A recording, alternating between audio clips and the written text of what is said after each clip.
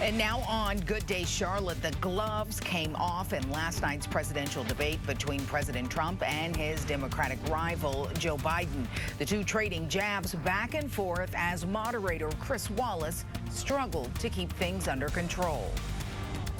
The fact is that everything he's saying so far is simply a lie. I'm not here to call out his lies. Everybody knows he's a liar. But you I just want to make sure. Joe, you're the liar. I want to make sure. Graduated last in your class.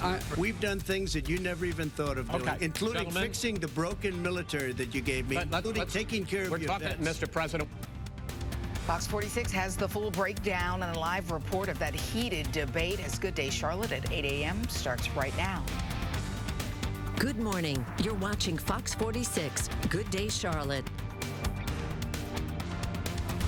And guess what? You have another hour with us. It is 8 o'clock. We're so glad to have you joining us here this Wednesday on Good Day Charlotte. I'm Paige Failing. I'm Brigida Mack. I do know my name. There we go. I was trying to say it's the final day of September as well.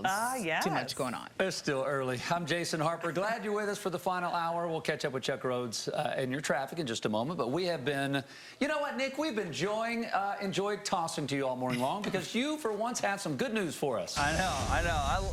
I love giving the weather on days like today when it's just a beautiful stretch of weather as far as the eye can see, really. And as you look across, not just the Carolinas here, but much of the United States. If you have friends in Denver or Vegas, the precipitation outlook is about the same here as it will be there. For the next 2 weeks, we're not really anticipating much in the way of rainfall. So we're entering a dry period thanks to a big area of high pressure in the center of the country.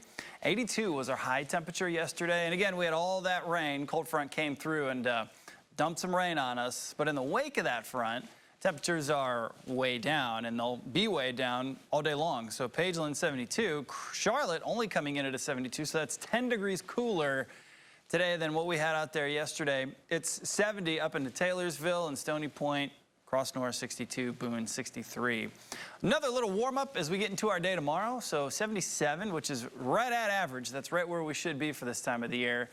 And you will notice some thin, wispy clouds crossing through the sky. That'll be the next cold front that we anticipate this week. It'll be a dry cold front, though, so no rain with it. Very unlike what we had yesterday. And that front will bring in cooler air yet for the upcoming weekend. So if you like fall weather, and you like getting outside in it, make all the outdoor plans you want for this weekend because you're going to love the rest of my 7-day forecast that's coming up. Right now at 8:03 almost, let's get it over to Chuck Rhodes. He's got your neighborhood traffic watch. Chuck, what's going on out there, sir? Well, thanks, Nick. I got to slow down now on Independence. We've got an exclusive camera here, our high-in-place camera, Independence near 277. Inbound traffic coming toward us, eastbound 74, outbound Independence headed away from us. The incident reported just past the camera shot. I'm checking the drive times. Well, looks like inbound's a little bit slower. Let's take a look at it. They haven't given us a direction yet on where this accident is, whether it's on the eastbound or westbound side of Independence. We take a look at the map here. Looks like I'm seeing more slowdowns on the westbound or inbound side. So let's say you're coming into Uptown this morning, maybe from the Matthews area. Central Avenue, Monroe Road to 7th Street will serve you as an alternate route. Seeing a little slowdown on the outbound side. That must be onlooker delay. The slowdowns seem to be on the inbound or westbound side of 74. We're going to stick with 74, but we're going to go from East Charlotte to West Charlotte. They're now investigating an accident near the airport, Wilkinson Boulevard, near 485. This section of US 74 seeing a little slowdown. Consider I-85 as an alternate route here. Let's go to North Charlotte, North Tryon at Harris Boulevard. You got a collision right in the middle of the intersection. We tweeted this out a few minutes ago. Let's avoid that section. Harris at North Tryon. With North Tryon affected, we could use I-85, maybe University City Boulevard. Harris Boulevard affected, let's consider Mallard Creek Church. Let's send it over to Paige. Fox 46 is your local election headquarters. It may have been more of a brawl than a debate last night, but the Trump and Biden campaigns this morning spending their days defending their candidates after that bruising event last night. Doug Luzader has more now from Washington on the first of 3 presidential debates and the impact it could have on the race for the White House. This was a relatively loose format for this debate, and at times it seemed almost impossible to control. I'm not going to answer the question. Why would you answer that because question? The question is radical left. Will you shut up, man? Listen. And that was the kind of exchange that we heard again and again. Assertions and interruptions. Are you in favor of law and order? I'm in favor of law. And President Trump hit former Vice President Joe Biden on law and order issues. Biden hit Trump over recent published revelations about his taxes. He says he's smart because he can take advantage of the tax code. And he does take advantage of the tax code. That's why I'm going to eliminate the Trump tax cuts. The room itself was relatively quiet, a small crowd due to COVID restrictions. So the reactions to issues like the Supreme Court, the management of the coronavirus, and violence by protesters from the right and left were relatively muted. But the intensity on the stage was evident. I think the American people would rather hear about more substantial subjects. Well, you know, as the moderator, sir, I'm going to make a judgment call here. And finally, the question of the election itself and its legitimacy, as a record number of Americans are expected to vote by mail. They're being sold. They're being dumped in rivers. This is a horrible thing for our country. This is not going to end well. Now, the next presidential debate will be different. It will be a town hall style format in Miami in about 2 weeks. In Washington, Doug Luzader, Fox News.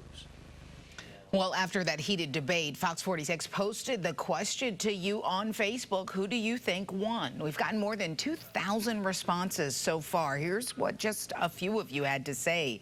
Delia says, in part, of course, Trump. He answered questions directly and not memorized.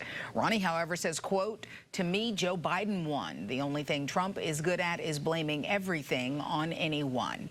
And Brian says nobody truly won. They were both children, and Wallace had zero control. You can still voice your opinion. Just head online right now to our Fox 46 Facebook page. And still ahead here, Fox 46 is going to bring you a live report from Cleveland, Ohio. Our Adrian Robbins breaks down how last night's debate could impact the polls going forward. Right now, the changing absentee rules are leaving South Carolina voters a little confused. This after recent federal court rulings over whether or not South Carolinians need witness signatures on their mail-in ballots. The rulings come from one of several lawsuits filed over the state's election rules during the pandemic. As of right now, temporarily, no witness signature is required. Well, if you haven't submitted your request for an absentee ballot yet, you might want to do it now. It's taking several weeks for some voters to get their ballots in the mail. Officials at the Mecklenburg County Board of Elections saying there are several reasons for the delay. Part of the problem is your backlog is that you have all these multiple requests coming in from the same person. And we have to work every one of those. Ballots started going out September 4th. Officials say 77,000 went out the first week, and then they quickly got behind. And if you've already mailed in your ballot request and still haven't received it, there are some steps you can take. First up, check to make sure you are indeed registered to vote. You can do that by going to the State Board of Elections website, ncsbe.gov, and double check your information to make sure it is entered correctly.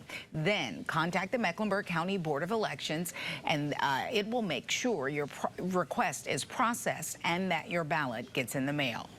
CMPD is 4 officers and 1 sergeant short now. They have all stepped down. All 5 were recently involved in the in-custody death of Harold Easter. Fox 46's Jamal Goss is live this morning with more details following these resignations. Jamal, good morning. Jason, good morning. Their resignations comes ahead of a tape release, an expected tape release by CMPD showing their involvement in the death of 41-year-old Harold Easter. He died while in police custody back in January. Earlier this month, Police Chief Johnny Jennings recommended all of those officers be fired. The chief says they knew Easter had swallowed cocaine during a traffic stop and left him alone in an interview room for more than 20 minutes as he suffered heart issues and other complications. Easter died 3 days after he was arrested. The officers involved are Brentley Vinson, Michael Benfield, Michael Joseph, Sean Sheffield, and Sergeant Nicholas Vincent. They were placed on leave following the incident and will now go before Charlotte's Civil Service Board. District Attorney Spencer Merriweather said last week the officers will not be criminally charged for involuntary manslaughter. He's telling us that it's okay to kill. that the officers can just come do what they want to do, because that was cold-blooded murder. Despite what may be popular and despite what public sentiment may say, we have to go where the evidence leads. According to CMPD, 2 of the officers who resigned had prior complaints against them. CMPD says tomorrow it's releasing video from the night Easter died. And of course, Fox 46 will be there live when police release that video. Reporting live this morning outside CMPD's headquarters, I'm Jamal Goss, Fox 46.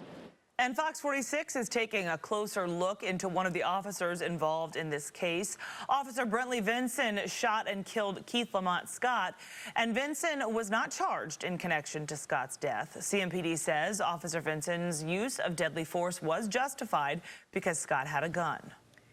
It's still ahead here on Good Day. Panthers fans, you'll be able to go into Bank of America Stadium coming up this weekend. The safety measures now in place to keep you and players safe. And how is Wall Street reacting to last night's heated presidential debate? Our Jane King gives us a live report breaking down the impact on our economy.